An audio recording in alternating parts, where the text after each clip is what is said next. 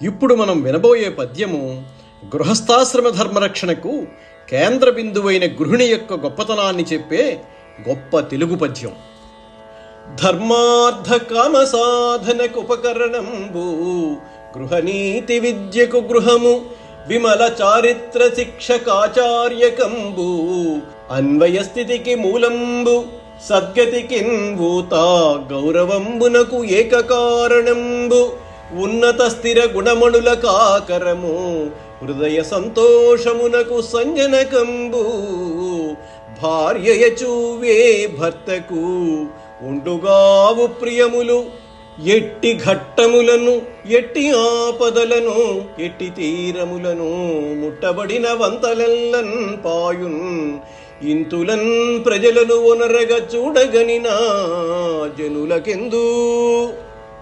నన్నయ్య గారు చెప్పిన ఈ అద్భుతమైన పద్యము గృహస్థాశ్రమ ధర్మం యొక్క గొప్పతనాన్ని చెబుతోంది. ధర్మం, అర్థం, కామం అనే పురుషార్థాలను సాధించటానికి అనువైన సాధనము, గృహనీతికి నెలవైనది, నిర్మలమైన శీలాన్ని గురించి ప్రబోధించే గురుస్థానము, వంశం నిలవటానికి ఆధారమైనది, ఉత్తమగతులు పొందటానికి ఊతకర్రైనది, మన్ననకు ముఖ్య హేతువైనది, ఆదర్శప్రాయమైనవి, కలకాలం నిలిచేవి అయిన మణుల వంటి గుణాలకు నెలవైనది, హృదయ ఆనందాన్ని కలిగించేది భర్తకు భార్య మాత్రమే సుమా. మగనికి ఇల్లాలి కంటే ఇంపైనది వేరొకటి లేదు. ఆలుబిడ్డలను ఆప్యాయంగా చూసేవారికి ఎక్కడైనా, ఎటువంటి పరిస్థితిలోనైనా, ఎటువంటి ఆపదలలోనైనా, ఇబ్బందులలోనైనా చుట్టుముట్టిన దుఃఖాలన్నీ తొలగిపోతాయి. భార్యే భర్త గౌరవానికి కారణం. పురుషునికి శాంతి స్థానం కూడా భార్యే. భార్య స్థానము చాలా సమున్నతమైనది. అటువంటి భార్యను అవమానించి నీవెవరో నాకు తెలియదు అనడం ధర్మమని అనుకుంటున్నావా? నీవు అలా మాట్లాడవచ్చా? నీవు ఏం మాట్లాడుతున్నావో నీకు తెలుస్తోందా? భార్యను అవమానించడం ధర్మ విరోధం.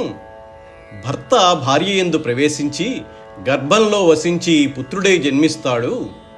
పురుషుడు నీళ్లలో తన నీడ తాను స్పష్టంగా చూసేటట్లుగా తండ్రి కొడుకును చూసి మిక్కిలి సంతృప్తితో మహదానందాన్ని పొందుతాడు. పుత్తు అనే పేరు గల నరకం నుండి తల్లిదండ్రులను కాపాడుతాడు కాబట్టి పుత్రుడు అనే పేరు ఏర్పడింది అని వేదం చెప్పింది. కాబట్టి ఉత్తమశీలుడైన పుత్రుడు తల్లిదండ్రుల ఉభయ వంశాల వారిని ఉద్ధరిస్తాడు.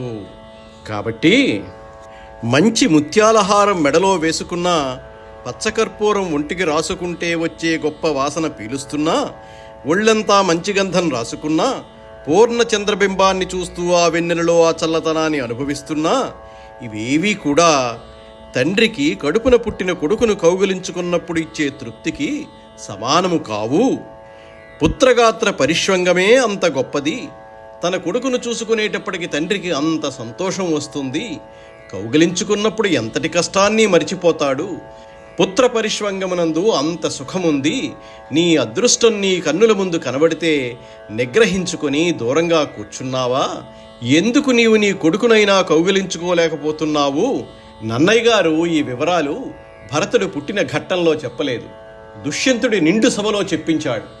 ఇది కథాకథన కళ.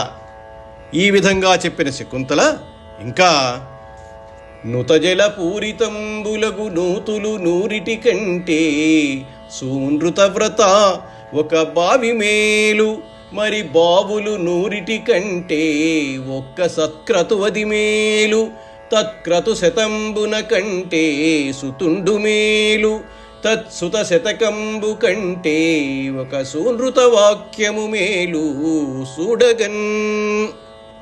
నన్నయ్య గారికి అవకాశం రావాలి కానీ ఒక మంచి మాట చెప్పడంలో ఎంతమాత్రమూ వెనుకాడరు. వెంటనే ధర్మానికి ఒక సూక్తి రాసేశారు. అంతటి మహానుభావుడు నన్నయ్య గారు అంటే ఋషి. ఇక్కడ ఆవిడ పిలిచినప్పుడు సూనృత వ్రత అని పిలిచింది. దుష్యంతుణ్ణి నింద చేయలేదు. అంటే భర్తను ఏదో అర్థం చేసుకుంది. మనం అర్థం చేసుకోలేక దుష్యంతుడి మీద కోపంతో ఉన్నామేమో కానీ శకుంతల చూస్తున్న దృష్టికోణంలో చూస్తే మనకు శకుంతల దుష్యంతుణ్ణి ఎందుకు నింద చేయలేదో మనకి అర్థమవుతుంది. సత్యవ్రతం గల ఓ రాజా, మంచినీటితో నిండిన చేదుడు బావులు నూరిటి కంటే ఒక దిగుడు బావి మేలు. అటువంటి బావులు నూరిటి కంటే ఒక మంచి యజ్ఞం మేలు. అటువంటి 100 యజ్ఞాల కంటే ఒక పుత్రుడు మేలు. అట్టి పుత్రులు 100 మంది కంటే ఒక సత్యవాక్యం గొప్పది.